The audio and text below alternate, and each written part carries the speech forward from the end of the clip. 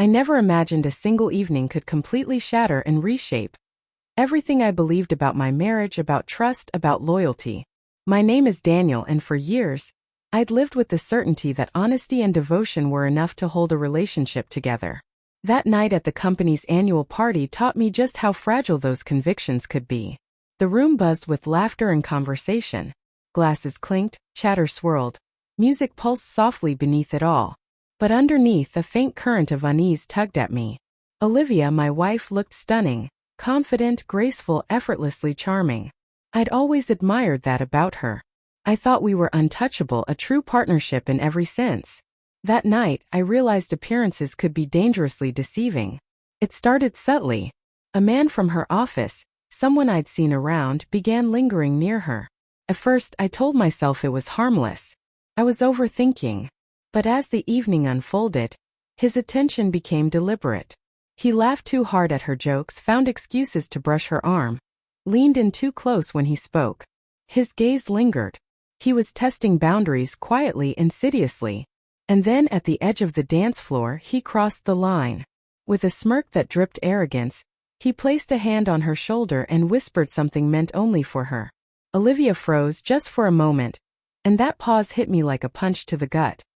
He mistook her hesitation for permission. I didn't rush over. Public confrontations always backfire. And I wasn't there to humiliate anyone. My goal was simple: protect what mattered and remind others that respect still holds weight. So I watched. Every glance, every gesture I observed. Not out of fear, but because patience can be far more effective than anger. When the moment felt right, I moved closer. Olivia's posture stiffened slightly. She knew I was near. That unspoken understanding between us, built over years, needed no words. He leaned in again, assuming her politeness was consent. But before he could speak, I was there, just behind him. No shouting, no threats, just presence. The smugness drained from his face, replaced by something resembling fear.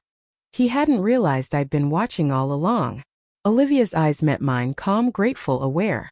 She knew I wasn't angry. I was resolute. Disrespect wouldn't go unanswered. I leaned slightly toward him, low enough that no one else could hear. "I think it's best you step back," I said evenly. My tone wasn't sharp. Didn't need to be. The message was clear. He hesitated, eyes flicking between us.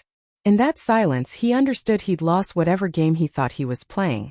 Olivia rested her hand on my arm. A quiet, powerful gesture that said more than words ever could. He muttered an excuse and backed away, his earlier confidence dissolving into awkward shame. I didn't need to say anything else. Respect had been reclaimed. For the rest of the evening, we moved through the crowd as if nothing had happened, smiling, composed, in perfect sync. Yet beneath that calm, everything had shifted. There was a new, unspoken understanding between us, one that felt unbreakable. That night revealed a quiet truth. Real strength doesn't always announce itself. Sometimes it's silent, deliberate, patient. Used with intention, it cuts through arrogance more effectively than anger ever could. By the end of the evening, the man had disappeared. Not through confrontation, but through quiet authority. Olivia and I left together. Composure intact, connection stronger than before. I realized respect isn't demanded. It's upheld quietly, firmly, without compromise. Later, alone, I turned to Olivia. "You didn't do anything wrong. He just misunderstood." She exhaled slowly, tension easing from her shoulders.